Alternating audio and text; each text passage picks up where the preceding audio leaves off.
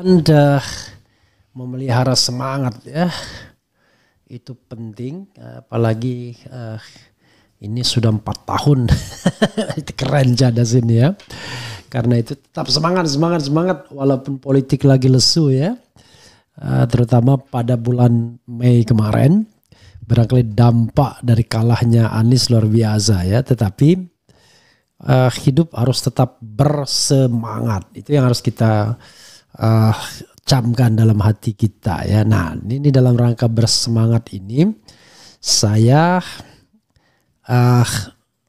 ingin mengangkat satu tema. Kaisang sebut mau berpasangan dengan Anies. Anies goyang tanda tanya.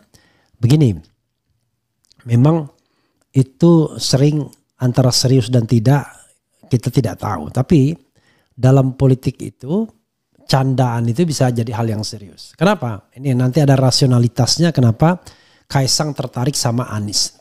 Itu hal yang kita akan lihat ya. Oke. Kita harus lihat, jadi reading between the lines. Bagaimana membaca di antara baris-baris perkataan yang dilontarkan itu. Tapi sebelumnya saya akan membuat polling mengenai setujukah Anda Anies berpasangan dengan Kaisang di Pilgub DKI, di Pilgub Jakarta? Setuju, tidak setuju, dan C saya kasih setuju Anies tidak maju Pilgub. Ya. Jadi biar ada pilihan yang seperti itu ya. Oke.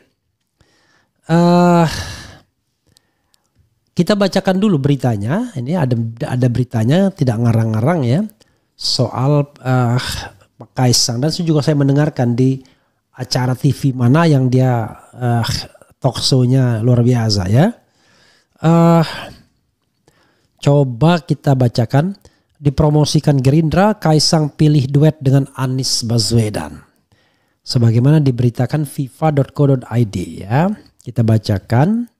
Ketua Umum PSI Kaisang Pangarep berharap bisa duet dengan Anies Baswedan pada Pilkada Jakarta 2024. Diketahui pencoblosan Pilkada serentak akan digelar KPU RI pada 27 November 2024.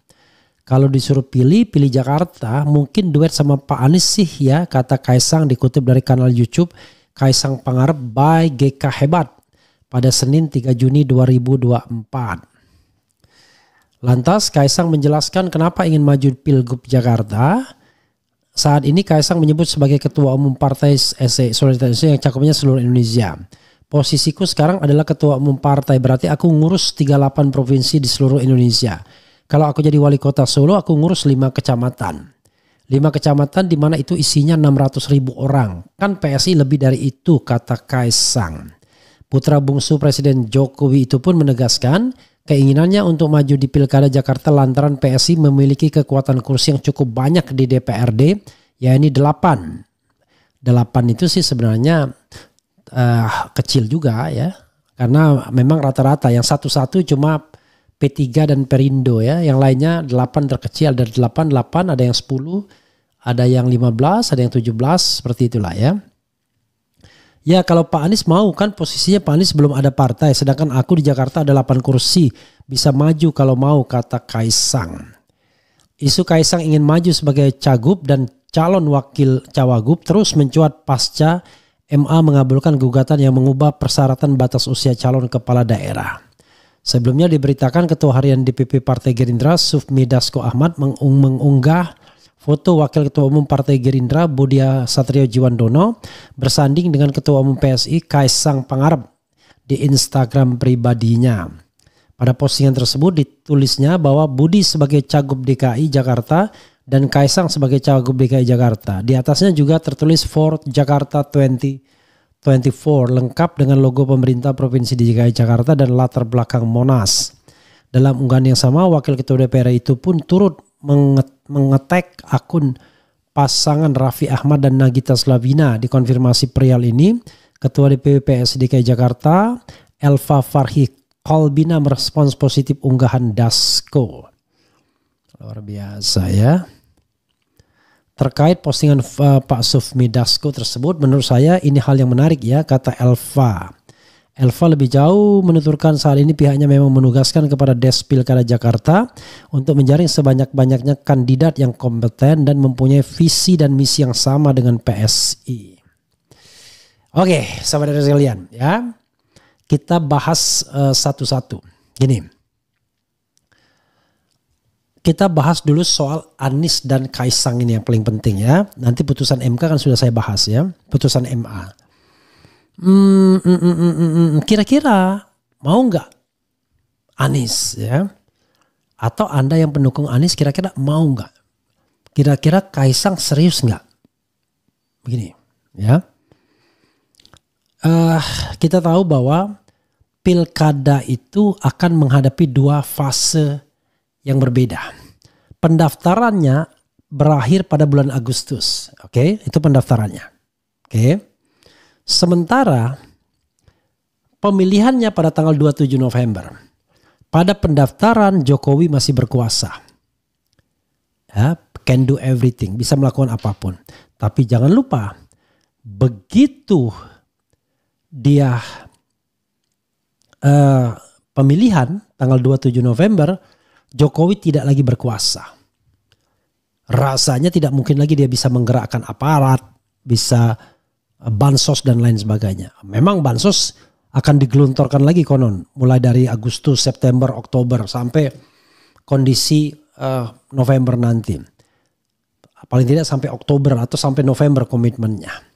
Masih ada pengaruhnya, tetapi tentu ada perbedaan yang signifikan ketika pemilihan. Jokowi bukan lagi presiden. Oke? Pertanyaannya adalah, apakah Prabowo akan mengendorse mati-matian kalau seandainya Kaisang yang menjadi calon gubernurnya? Artinya Prabowo akan buka front lagi dan betul-betul dia tidak ingin rekonsiliasi. Dan tidak menguntungkan bagi dia. Karena akan ada kelompok kekuatan lain yang real di masyarakat. Kalau yang dibilang sama politisi kan, wah ini buktinya 58, 28 suara rakyat. Itu suara bullshit ya kan.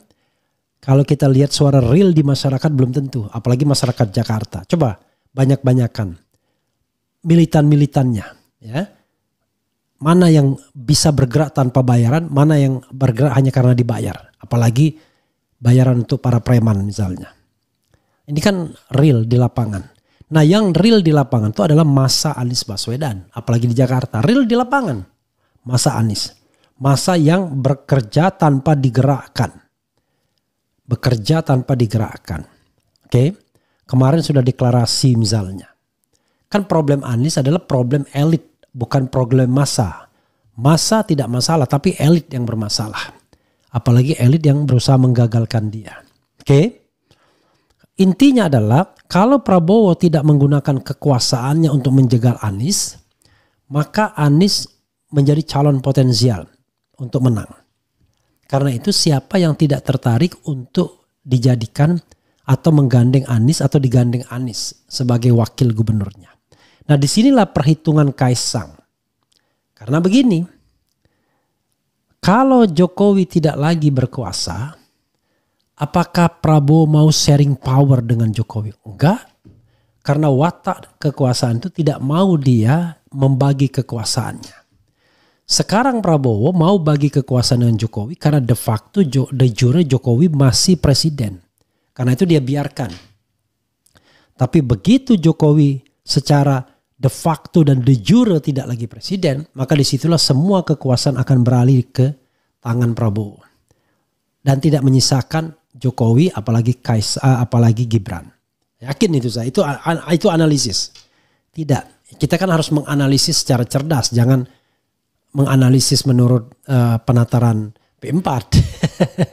Bangsa berbangsa, berbahasa dan lain sebagainya. Kita bicara mengenai politik real sehari-hari yang ada ularnya, ada kodoknya, ada ayamnya, ya kan, ada gentong babinya dan lain sebagainya.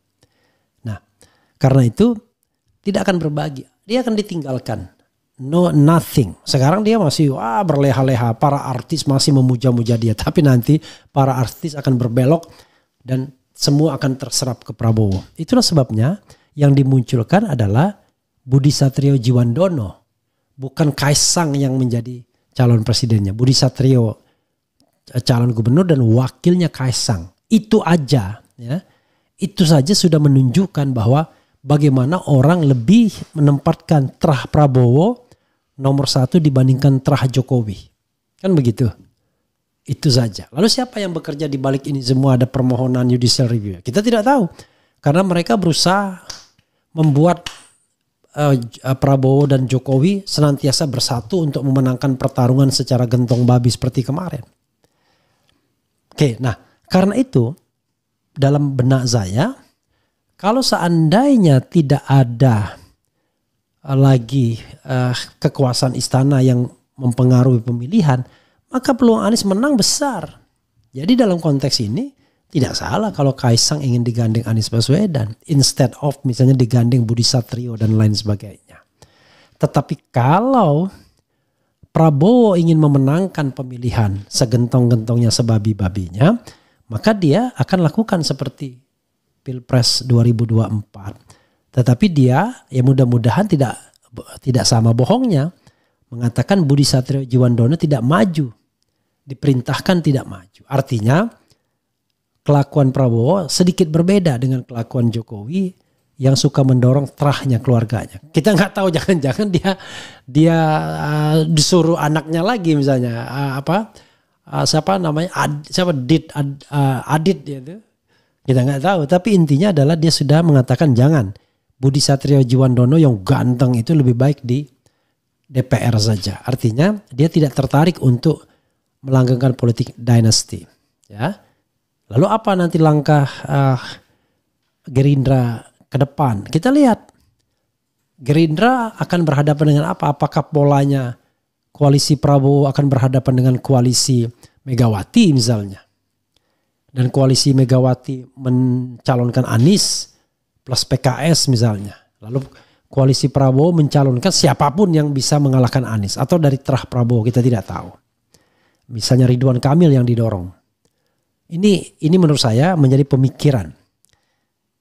Prabowo barangkali berpikir, ngapain saya menanam bibit permusuhan dengan kelompok-kelompok yang kemarin beroposisi terhadap dia. Kenapa dia kemudian tidak berpikir, ya sudah lepaskanlah DKI sebagai relief. Tapi dia juga berpikir bagaimana dengan 2029 nanti kalau kelompok ini lebih kuat lagi. Tapi kan kalau kita pakai politik gentong babi ya kan tidak bisa apa-apa juga. Siapa yang bisa mengalahkan jaringan TNI dan Polri kalau mereka terlibat dalam proses pemenangan misalnya. Atau jaringan birokrasi atau jaringan negara yang bisa digunakan. Baik orangnya maupun resourcesnya. Menteri BUMN misalnya kemana-mana bisa menggunakan resources BUMN untuk memenangkan pasangan calon yang dia endorse. Jadi ada juga pikiran seperti itu ya. Oke, saudara sekalian, karena itulah saya kira apa yang dikatakan Kaisang itu ya bukan basa-basi. Ini hal yang serius dan kalau dia kemudian bisa merangkul Anies, maka ada politik rekonsiliasi di sana. Nah, masalahnya adalah apakah Anies tergoda atau tidak? Karena begini,